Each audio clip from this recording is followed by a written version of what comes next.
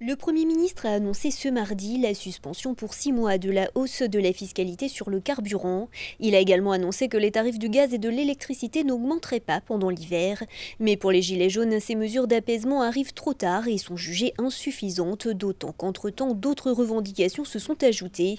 Les Gilets jaunes restent donc pour l'heure mobilisés.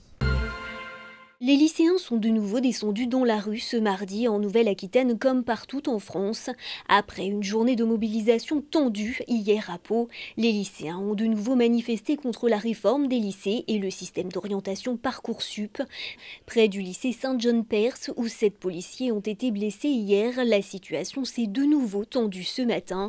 Des affrontements se sont produits entre les forces de l'ordre et un groupe de jeunes qui ne portaient pas de panneaux de revendication.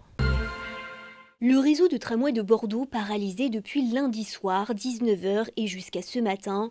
Le trafic a repris progressivement à partir de la mi-journée. C'est un commutateur informatique qui a grillé lundi soir, entraînant l'obligation de suspendre l'activité des tramways, du jamais vu depuis la création du tram en 2003.